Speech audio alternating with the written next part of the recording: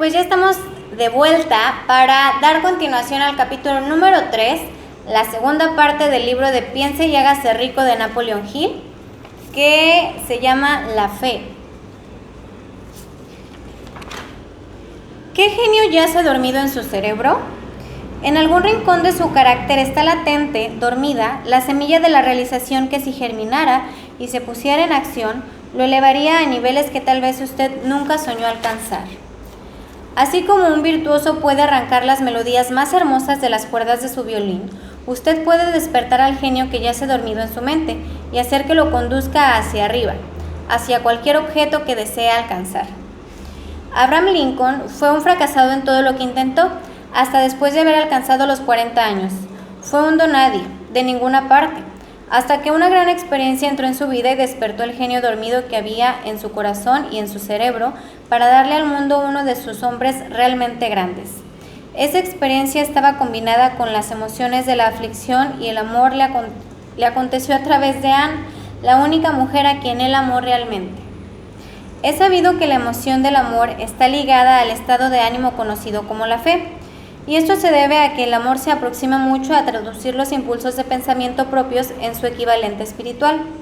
Durante su labor de investigación, el autor ha descubierto, a partir del análisis de la vida y realizaciones de centenares de hombres de posiciones destacadas, que detrás de casi cada uno de ellos existía la influencia del amor de una mujer. Si quiere pruebas del poder de la fe, examine las realizaciones de los hombres y mujeres que se han valido de ella. El Nazareno encabeza la lista. La base de la cristiandad es la fe. No importa cuántas personas hayan pervertido o malinterpretado el significado de esta gran fuerza.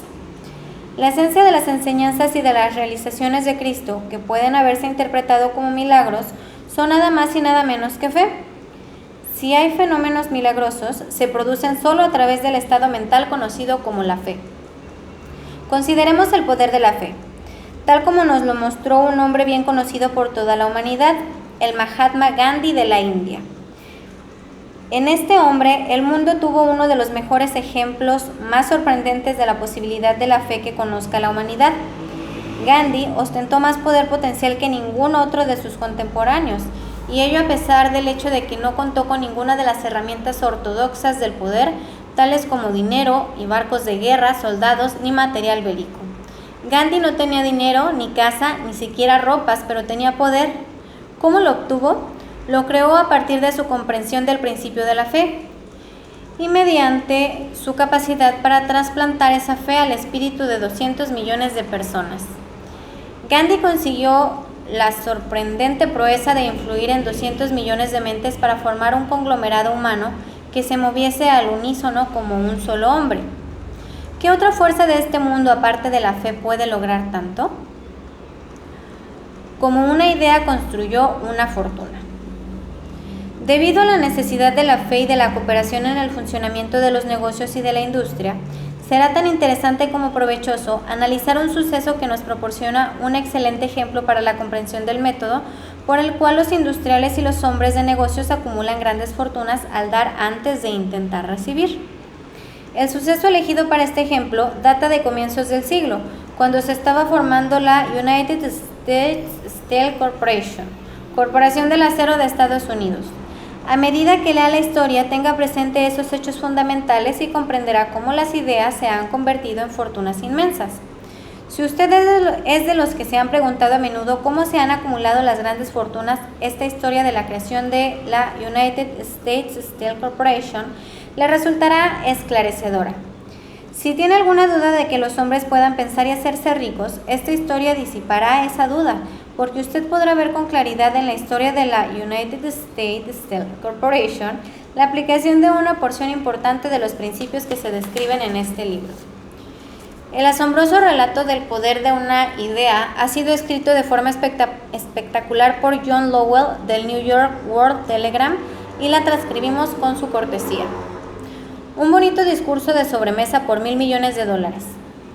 Aquella noche del 12 de diciembre de 1900, en la que unos 80 miembros de la sociedad financiera se reunieron en el salón de banquetes de University Club en la Quinta Avenida para hacer los honores a un hombre joven del oeste de Estados Unidos, Ni media docena de los invitados supuso que estaba a punto de presenciar el episodio más importante de la historia de la industria estadounidense. J. Edward Simmons y Charles Stewart Smith, llenos de gratitud por la pródiga hospitalidad con que Charles M. Schwab les había regalado durante una reciente visita a Pittsburgh, habían organizado la cena para presentar a aquel empresario del acero de 38 años a la Sociedad de Banqueros del Este de Estados Unidos, pero no esperaban que magnetizara de tal modo la convención. De hecho, le advirtieron que los corazones que rellenaban las camisas de Nueva York no reaccionarían a la oratoria y que si no quería aburrir a los Stillman o los Harriman y los Vanderbilt, sería mejor que se limitara a 15 o 20 minutos de intrascendencias amables, pero nada más. Incluso John Pierpont Morgan, sentado a la derecha de Schwab, como indicaba su dignidad imperial, había previsto honrar la mesa con su presencia muy brevemente, y en lo que se refería a la prensa y al público, todo el asunto presentaba tan poco interés que los periódicos del día siguiente ni siquiera lo mencionaron. De manera que los dos anfitriones y sus distinguidos invitados probaron las habituales 7 u 8 platos, hubo poca conversación y versara sobre lo que versase fue parca y discreta, aunque algunos de los banqueros y agentes de bolsa habían visto antes a Schwab, cuya carrera había florecido en los bancos de Monongahela, ninguno lo conocía bien. Pero antes de que la velada acabara, ellos y Money Master Morgan quedarían admirados y un bebé de $1,000 millones, la United States Steel Corporation, nacería allí. Quizás sea una lástima para la historia que no se haya hecho ninguna grabación del discurso de Charlie Schwab en aquella cena. Sin embargo, tal vez se tratara de un discurso casero, con incorrecciones gramaticales, pues los perfeccionismos del lenguaje nunca le interesaron a Schwab. Lleno de refranes y compaginado con ingenio, pero aparte de eso, obtuvo una fuerza y un efecto impresionantes sobre los $5,000 millones de capital estimado que los comensales representaban. Cuando terminó y la reunión vibraba todavía con sus palabras, aunque Schwab había hablado durante 90 minutos, Morgan condujo al orador a una ventana apartada donde, balanceando las piernas en un alto e incómodo asiento, hablaron durante 1 hora más. La magia de la personalidad de Schwab se había puesto en acción con toda su potencia, pero lo más importante y perdurable fue el programa detallado y explícito que presentó para engrandecimiento del acero. Muchos otros hombres habían tratado de interesar a Morgan en montar juntos un trust de acero imitando los patrones de las empresas de galletas, cables y flejes, azúcar, goma, whisky, aceite o goma de mascar. John W. Gates, el apostador, lo había urgido a hacerlo, pero Morgan no había confiado en él.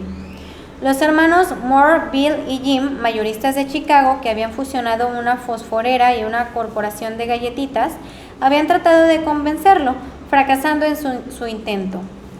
Elbert H. Gary, el sacrosanto abogado del Estado, quiso atraerlo a su terreno, mas no llegó a ser lo bastante grande como para impresionarlo, hasta que la elocuencia de Schwab elevó a J. P. Morgan a las alturas desde donde pudo visualizar los sólidos resultados del proyecto financiero más atrevido que se hubiera concebido nunca. La idea era considerada un delirante sueño de espectadores ingenuos. El magnetismo financiero que hace una generación empezó a atraer miles de compañías pequeñas y a veces ineficazmente dirigidas a combinaciones más grandes y competitivas, se ha vuelto operativo en el mundo del acero gracias a los artilugios de aquel jovial pirata de los negocios, John W. Gates. Este había formado ya la American Steel and Wire Company con una cadena de pequeñas empresas y junto con Morgan había creado la Federal Steel Company. Pero al lado del gigantesco Trust Vertical de Andrew Carnegie, dirigido por 53 accionistas, esas otras combinaciones resultaban insignificantes.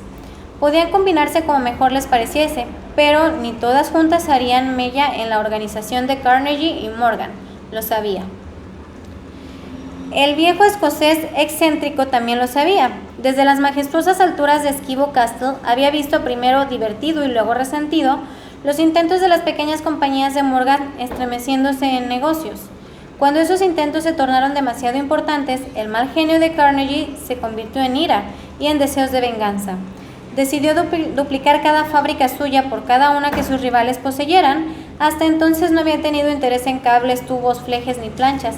En cambio, se contentaba con venderle el acero en bruto a esas compañías y las dejaba que trabajaran en la especialización que quisieran. Ahora, con Schwab como jefe y lugarteniente capaz, planeaba arrinconar a sus enemigos contra la pared.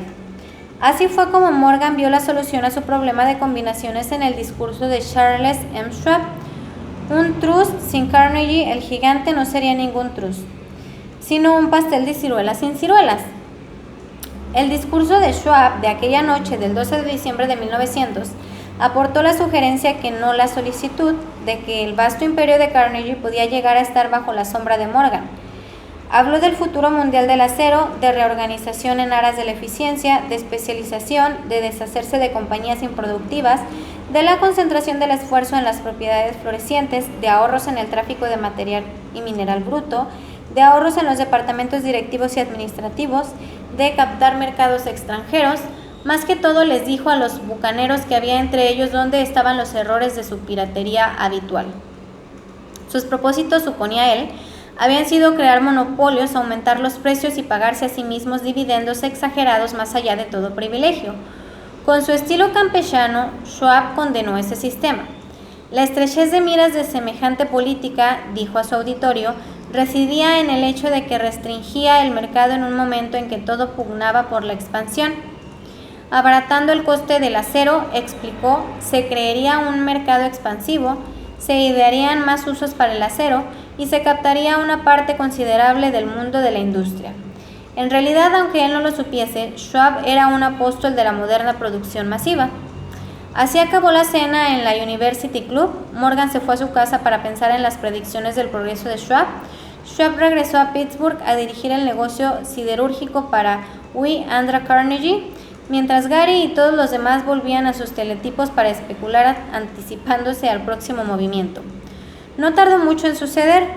A Morgan le llevó más o menos una semana digerir el festín de racionamientos que Schwab le había puesto delante, cuando se aseguró de que no iba a sufrir ninguna indigestión financiera. Llamó a Schwab y se encontró con un hombre bastante tímido. Al señor Carnegie, le dijo Schwab, quizá no le alegrara mucho descubrir que el presidente de su conglomerado de empresas había estado coqueteando con el emperador de Wall Street, el barrio que Carnegie había resuelto no pisar jamás.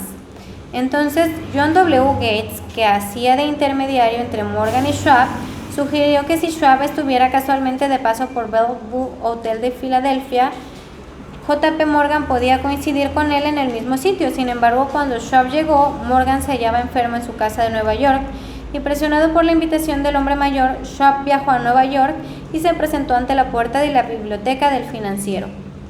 En la actualidad, ciertos historiadores de la economía han expresado la sospecha de que esta historia desde el principio al fin fue planificada por Andrew Carnegie, que la cena de honor de Schwab, el célebre discurso, la reunión del domingo por la noche entre Schwab y el rey del dinero, fueron sucesos que el sagaz escocés había preparado de antemano. La verdad es precisamente todo lo contrario. Cuando Schwab fue llamado a cerrar el trato, ni siquiera sabía si el jefecito, como llamaban a Andrew, prestaría atención a una oferta de vender en particular a un grupo de hombres a quienes Andrew consideraba dotados de algo menos que la beatitud.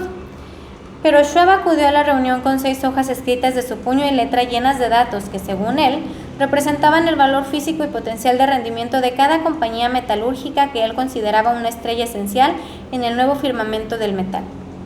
4 hombres sopesaron esos esquemas durante toda la noche. El jefe, por supuesto, era Morgan.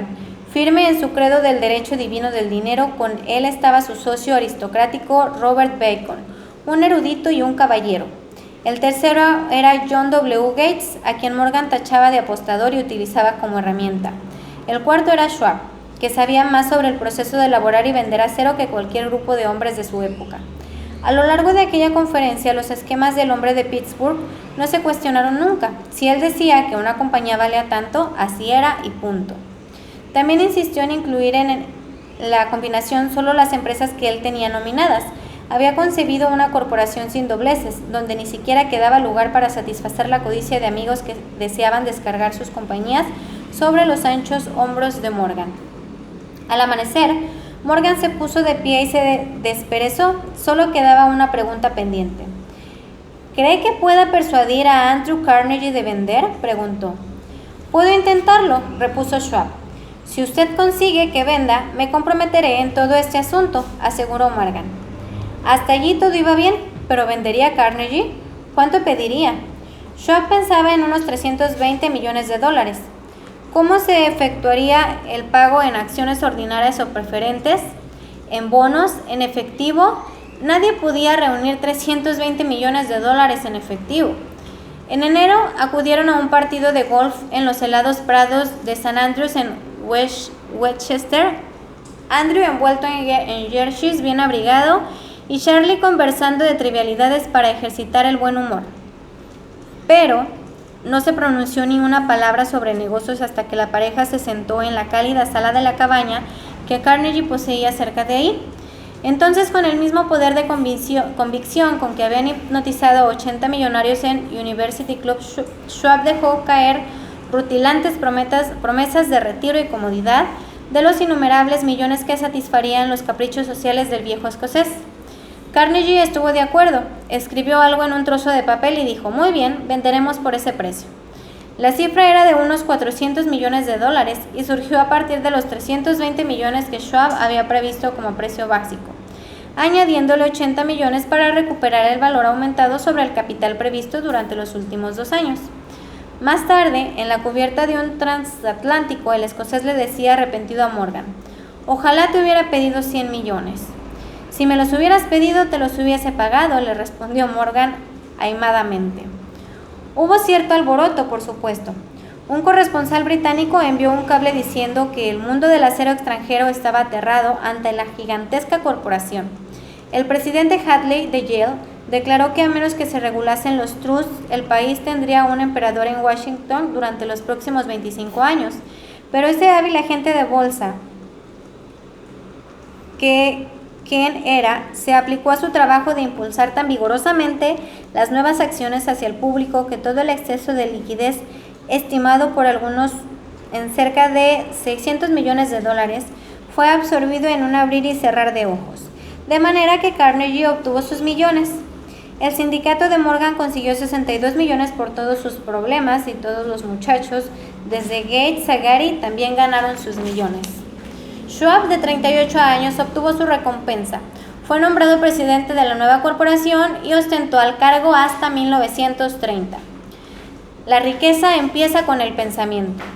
La impresionante historia del gran negocio que usted acaba de leer es un ejemplo perfecto del método por el cual el deseo puede transmutarse en su equivalente físico. Esa gigantesca organización se creó en la imaginación de un hombre. El plan por el que le proporcionaban a la organización hornos de acero que aportaban su estabilidad financiera se creó en la mente de la misma persona. Su fe, su deseo, su imaginación, su perseverancia fueron los verdaderos ingredientes esenciales que conformaron la United States Steel Corporation.